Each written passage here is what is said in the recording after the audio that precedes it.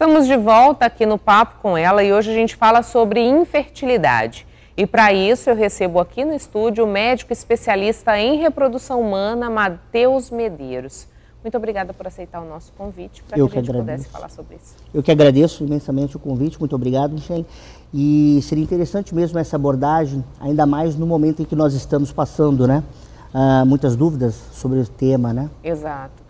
Aproveitando já esse gancho, doutor Matheus, a gente teve a princípio uma recomendação para que não se realizassem procedimentos nesse momento de pandemia do coronavírus, né? Houve um avanço nas pesquisas, houve uma reunião de conhecimento do que a gente tem a respeito desse vírus. Mudou algo no contexto da inseminação artificial? Perfeito. Com o início dessa nova pandemia, as sociedades, de modo geral, proibiram o início dos tratamentos. Nós não sabíamos, eventualmente, o que estávamos nos deparando, então os tratamentos foram inicialmente suspensos. Hoje, com o avanço das pesquisas, com o cenário, eventualmente, em que nós encontramos, nós temos uma flexibilização nesse cenário, nessas condições. Então, os tratamentos, eventualmente, foram retomados e nós temos individualizados os casos, né? Então, cabe uma abordagem inicial, avaliando o desejo e o cenário, eventualmente, do casal. Nós temos muitas realidades, né? O estado do Mato Grosso é muito grande, então nós temos regiões em que praticamente não há nenhum caso, ou os casos são muito poucos, e regiões, eventualmente, com um problema mais grave, um cenário mais caótico, vamos dizer assim, né? Quando a gente fala em individualizar essa análise, né? Em algum contexto não caberia iniciar o tratamento nesse momento? Perfeito. De modo geral, nós estamos orientando as pacientes, aquelas mulheres que eventualmente estão em casa, né, e almejam gestar, não vejo a necessidade de suspensão das tentativas. Até porque nós temos que lembrar que esse bebê ele vai nascer no momento oportuno. Então, aquelas que estão em casa, não há pânico. Elas podem eventualmente continuar as suas tentativas. Aquelas que eventualmente vão recorrer a um tratamento de medicina reprodutiva, nós temos então dois caminhos, né? Aquelas casais mais jovens, em que o tempo é favorável, a gente optamos em alguns casos, em algumas circunstâncias, de congelar o embrião. E aí definimos juntamente com o casal um momento oportuno para a transferência desse embrião. Em outros casos, em que o tempo eventualmente é contra, né? Ou seja, ele impacta no desfecho e no resultado, aí sim nós eventualmente estamos conversando com os casais e transferindo os embriões mesmo neste cenário, entendeu? Né? Então, pacientes que têm idade avançada, em que nós não sabemos o final desse desfecho pandêmico, nós estamos orientando os casais e eventualmente, em cada caso, transferimos eventualmente o embrião e seguindo com as recomendações de combate à pandemia, né? Doutor Matheus, a gente disse no começo do programa que aproximadamente 15% da população sofre com infertilidade no mundo, né? O que impacta para dizer se uma pessoa vai sofrer de infertilidade ou não vai? Né? Isso é um fator genético, fatores externos também podem influenciar nessa condição? Nós estamos observando que realmente nós, seres humanos, estamos ficando cada vez mais inférteis, né? De modo global. E nós sabemos que o perfil da mulher na sociedade mudou muito.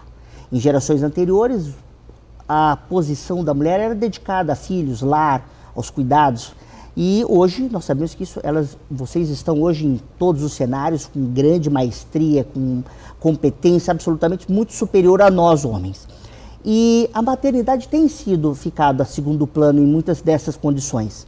E esse é um dos fatores, eventualmente. Então, o tempo, né, em que a maternidade vai se encaixar em todas essas questões laborais, afetivas, isso impacta bastante. Nós sabemos também que fatores alimentares, o sedentarismo, essa condição que a vida moderna nos deu, também tem impactado grandemente nesse cenário. Então, eu acho que é uma condição multifatorial. Não temos apenas um vilão, eu acho que é um conjunto de fatores que tem contribuído para que nós nos deparamos com esse número assustador e cada vez mais a gente vê mulheres buscando a medicina reprodutiva como uma alternativa para esse tão sonhado filho, né? A gente disse A gente falou especificamente agora das mulheres, né? Esse é um problema exclusivo feminino, ou os homens também sofrem de infertilidade? E quando há essa causa, ela é também um conjunto de fatores ou há algo que predomina? Perfeito. Nós sabemos estatisticamente que os fatores isolados femininos correspondem aproximadamente a 40% dos casos. E quando nós abordamos o casal infértil, nós temos que trazer o marido para essa avaliação, porque os outros 40% estão única e exclusivamente com o homem. Então nós temos que desmistificar essa condição, né? Então nós trazemos ambos para essa análise e sabemos que ele é parte integrante desse evento e contribuindo com 40% das causas de infertilidade, representando o fator masculino. Tá? Doutor, quando a gente vai pensar em infertilidade, nós já recebemos sinais antes de tentar reproduzir de que algo vai errado? Ou eu só tenho consciência de que algo pode indicar para a infertilidade quando eu tento ter um filho e não consigo? Perfeito. Essa é uma grande abordagem, um grande tema importante.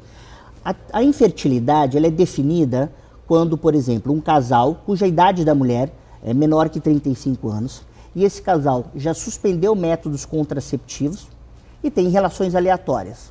O intervalo de 12 meses, esse casal não gestou, aí sim nós definimos como infertilidade conjugal. Então o tempo é importante para definir o diagnóstico. Tá? Quando a idade da mulher é superior a 35 anos, esse tempo ele é muito menor, é de 6 meses. Então justamente a gente observa o cenário. Então nós não conseguimos deparar com uma infertilidade inicial, sem ao menos esses casais derem ou se permitirem as tentativas. Quando a gente fala do uso prolongado de métodos contraceptivos, mais precisamente anticoncepcionais, também é um fator que influencia e pode desencadear um quadro de infertilidade? Excelente, a gente precisa desmistificar essa condição, porque hoje as mulheres começam a utilizar-se de métodos contraceptivos cada vez mais precoce, seja porque já iniciaram vida sexualmente ativa ou seja por outros fatores de controle hormonal. Hoje já está estabelecido que os métodos contraceptivos não impactam no aspecto de fertilidade. Ele não é o vilão do cenário, né? As mulheres já nascem com toda a sua reserva ovariana e ao longo da vida essa reserva ela vai sendo consumida. Então os contraceptivos nada infringem nesta dinâmica de perda folicular. Num processo, o casal tentou, observou essa idade acima dos 35, um ano, não conseguiu engravidar, abaixo dos 35, 6 meses, não engravidou, vou procurar a ajuda de um profissional. Qual é a maior dificuldade desse casal para chegar nessa assistência, doutor? O senhor que lida diariamente com isso, né? Ainda existe algum tabu? Qual é a dificuldade que esse casal encontra para lidar com essa situação? Isso.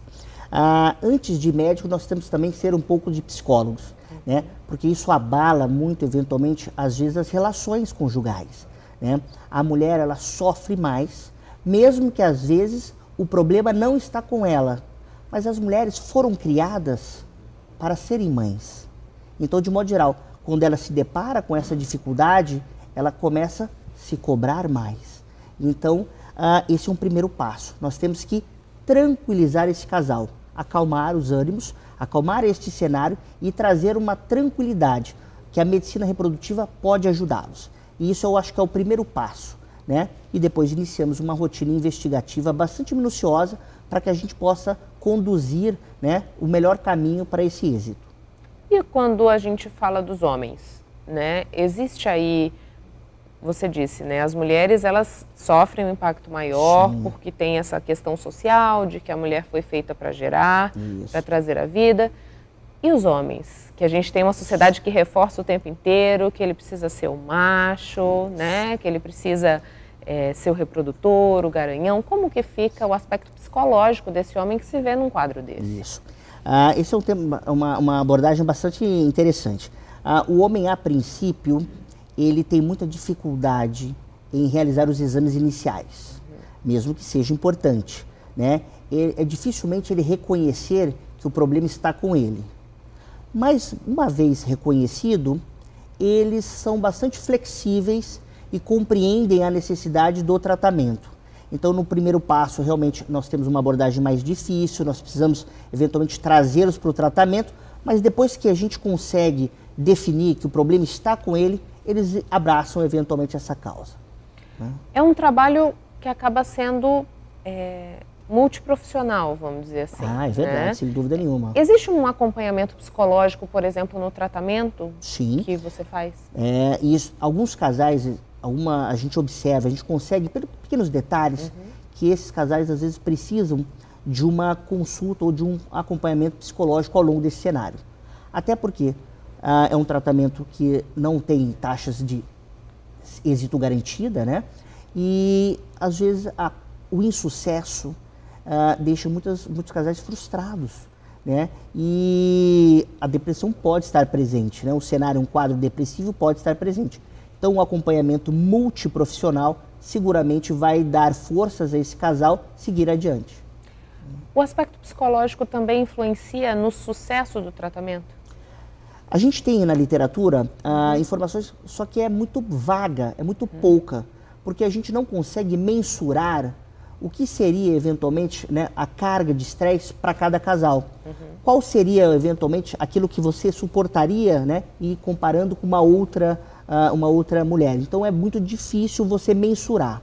Nós sempre orientamos os casais tentantes que o momento seja oportuno para o início de tratamento. É como se tivéssemos uma sintonia. Tudo tem que estar muito tranquilo e equilibrado, muito seguro daquilo que eles vão iniciar. Então, a gente pede isso para eles, né? Para que questão profissional não esteja completamente abalada, que as relações entre eles estejam bastante tranquilas, né? Às vezes, com que os familiares estejam abraçando esse casal também ajuda bastante. Ter uma rede de apoio. Absoluto. Né, eu acho que isso é importante. Doutor, o senhor disse de uma série de exames para se investigar a infertilidade, né? Isso passa por onde? O senhor podia explicar um pouquinho sobre como funciona essa investigação, até se chegar a um veredito? Perfeito. De modo geral, nas mulheres, a gente define que são 3 grandes pilares, né, que norteiam o diagnóstico, que fazem a nossa abordagem. O primeiro são os marcadores hormonais, né? Nós queremos avaliar como essa mulher menstrua, como ela cicla, como está a dinâmica, sua reserva ovariana. Então, isso é um primeiro dos pontos fundamentais nessa rotina investigativa. Aí, nesse primeiro ponto, nós já conseguimos descartar outras patologias, né? Pacientes com anovulação, com desequilíbrio menstrual, né? Uma irregularidade na menstruação, baixa reserva ovariana, nós conseguimos já ter essas informações primárias. O segundo pilar é na análise da estrutura pélvica, útero, ovário, trompa, analisando todo, de modo geral, esses aspectos, né? E o terceiro, claro, integrante é o marido, né? Juntamente, que tem que contribuir. Nós sabemos que a vida do homem nesse cenário é um pouco mais fácil, porque ele precisa apenas de um único exame, que é o espermograma. Mesmo que eles fiquem bastante, às vezes, receosos em realizar, mas é um único exame que nos dá, a princípio, um norte sobre o tratamento. Quando a gente realiza o espermograma, isso seria uma contagem de esperma, é isso? Isso, nós avaliamos não só a contagem, né? Não só a concentração, mas existem outros parâmetros também a serem realizados. A motilidade, ou seja, como esses espermatozoides se deslocam, né, até chegar no objetivo, que é o encontro do óvulo, e na morfologia, e como eles são estruturalmente, né, a sua forma de modo global. Quanto precisa ser uma taxa de sucesso, digamos assim, no espermograma? Perfeito. Nós temos alguns parâmetros já definidos em 2010 pela OMS. A concentração por ml deve ser acima de 15 milhões de espermatozoides por ml. A concentração total é de 39 milhões. Tá? Então, esses marcos, esses números são fundamentais, eventualmente, para que a gente tenha um norte.